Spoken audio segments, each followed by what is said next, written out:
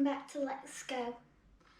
And today we're going to be seeing what's inside both of these suspension units. So I've got the older one that I've got, the one with the flat sides. This is the one that I've had on my scooter for around sort of 4 to 6 months and put some mileage on it. And then this is the one that I got from ES Parts, which it didn't fit at the time and you needed to modify it. So today we're going to take them apart, see what's inside and compare them to the Shark Set suspension springs and see the size difference and what the quality is like inside. So let's get started. Just before we get into taking the fork suspension apart, I just wanted to show you a couple of little minor updates I've done to the rear suspension. So I've gone ahead and cleaned it up. It's actually not too bad. It's got a little bit of rust underneath there. I'll show you in just a moment.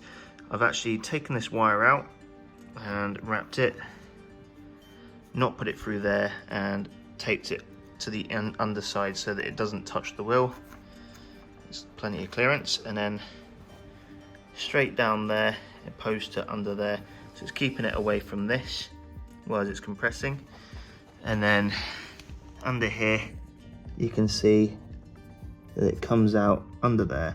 This is going to be high up anyway, so I'm not going to worry too much unless I hit the curb, but hopefully this adds a little bit more armour to it, and it makes it a bit stiffer as well so it doesn't move around.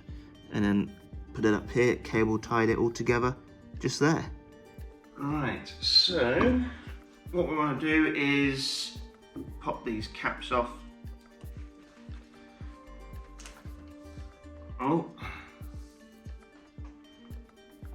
you see that? There's rust in there. Yep.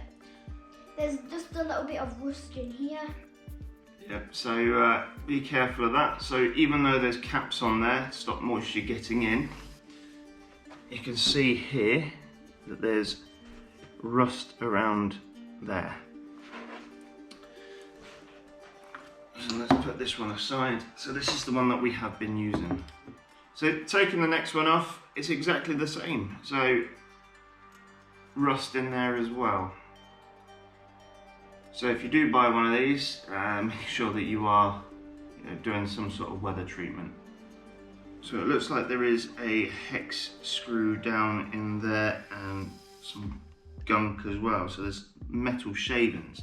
If you hold that.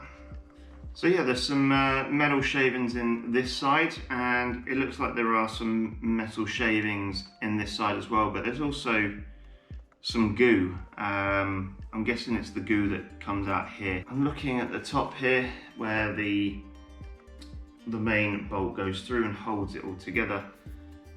And it looks like it's just, I don't know, it's a white substance that's around it.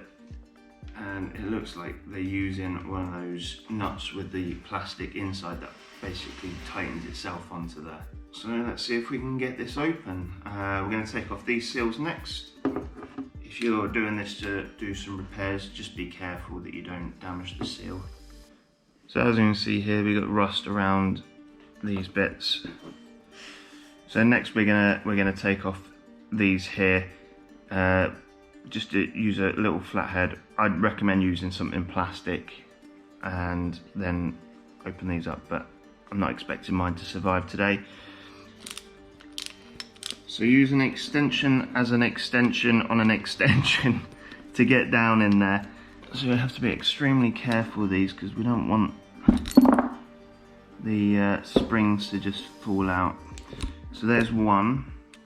Okay, so now you can see that there is metal shavings inside there, and a lot of grease there as well, and there's like a rubber bushing or a silicone bushing, and that compresses when you squish it down.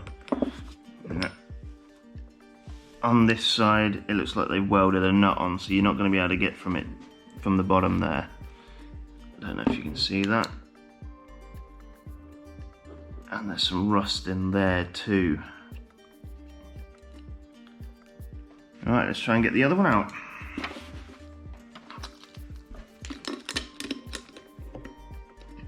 So I've actually made no adjustments to this at all, and look at the state of that. If that's meant to hold in, or you know, give it compression and to make sure that things don't leak out, that's already damaged. I've made no adjustments or anything. Oh, there we go. Just pulling it off nice and easy, and it just comes free. So now you can see here, you know, the rust all the way down there, and they use some sort of grease on the ends here. And that's it for the top section, for the actual fork part. Coming onto the spring section, you've got the bushings there. That I think they just put those on. A little bit of rusting in there. Where's the torch? You can see that the rust is catching on there as well. And if we pull out a spring, greasy spring, kind of easy to compress, so it's not a heavy duty spring at all. So that's probably why they've limited it to 100 kilos. I'd actually probably say less, but then you've got two, so it's kind of doubles the capacity a little bit, spread the load a little bit. But yeah, they're your springs. They've actually got metal shavings on them, so they're not cleaning these parts before they're putting them in.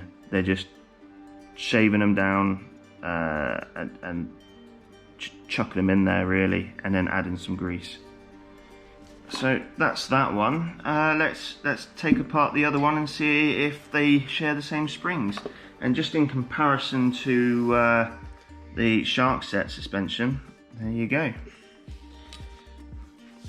There's quite a big difference. More compression there as well, so there's more room for the springs to come together. Okay, so on to the next one. So this is the one that I couldn't put into the scooter, so I'm guessing it's the same procedure. Take off the caps up here, access it. I don't know, see there's a bit of goo at the bottom there, but there's no nut, so we shall see. Maybe I should leave this outside and see if it weathers. If you want me to do that and see if this one weathers a bit, leave a comment down below. Okay, so we're going to go in from the top again, open this up. Obviously there's going to be no rust on this one because I've not had it outside, but it would be interesting to see over time if that happens, so I might stick it outside. As I say, you guys let me know down below. So on this one they're actually using like a bolt, I think, to do that. So an extension on an extension with a little extension. So the 11 fits down there, but it's not going on, and the bolts look too big to be a 10.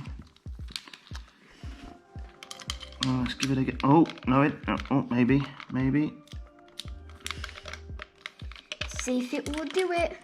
Can you just get the light down there? So there's no metal shavings in this one, so they've cleaned up the part a bit better. But I'm struggling to get that bolt out. So a 10mm is like fitting on it, but a 9mm is too small. Does anybody know what size that might be?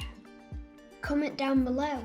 So not only did ES Parts put this part on the wrong way and put this too low and just make it annoying for you to fit, when it comes to taking it apart, like the 10mm, sort of, you feel it turning on there as though it's like slightly too big, but then the 9mm is too small. So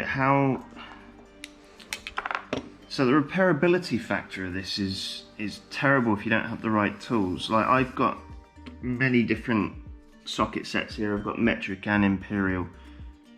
Nothing seems to work. So I don't know. That's very frustrating. And you can't get from it from the bottom because there's no bolt there. It's like they've welded the bolt directly to the thing again, but they've made a better job of, you know, looking at it. So the only way you can get to it is from inside there, but that bolt is just too weird. So I'm actually trying to pop this one back together, and if you're going to be changing out the springs or doing something yourself, don't bother. Because essentially you're going to need to have a lot of compression down and then somebody else to screw that in. The screw sits about here. You need it to be compressed enough to get to here, so a good inch or two. So you're going to need something very, very heavy duty to push this together whilst the springs are in there to get that back in. So yeah, this suspension, because I don't have the tools, I don't have a hydraulic press or anything like that, is now just done. It's now at the end of its life. So until I find something else to compress it, it's done. So on that terrible disappointment, we've got one that we can't take apart and fix, and then we've got one that we can take apart and fix but can't put back together for the average person. So I would say that these on a repairability scale are probably a 2 or a 3 for the average Joe.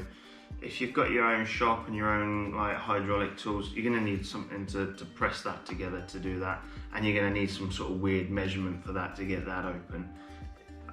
It baffles me. As for rusting, this one definitely does need some rust protection to it. And this one, if you want me to leave this outside and see how the weather fares against it, I'm happy to do that. Let me know down in the comments if you want me to do that.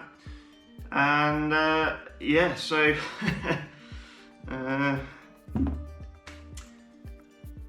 if you're buying it, buy it with the intention that if it breaks, you're buying a new one. You're not going to repair it. That's as simple as that.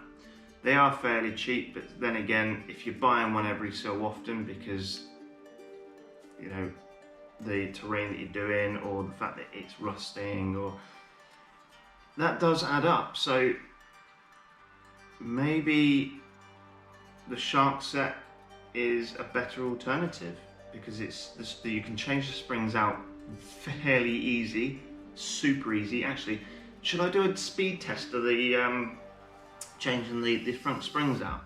If you want to see a speed run of that, also comment down below, that'd be fantastic. But on there, it's simple to change those out. There's no compressing anything or doing anything. It's just bolt off, bolt on, done. And also, it looks like the quality is going to fare up against the weather. So that is yet to be seen, but I haven't washed it or anything. I've left the salt on there to see if it'll do that. And we shall see. If you like this video, please give us a thumbs up. If you didn't, leave a thumbs down. Also, consider subscribing. It helps me. I'll get my content out there on how to fix your scooters and upgrades. And let us know what you want to see next. Thank you very much for watching, and we'll see you in the next one. Like and subscribe.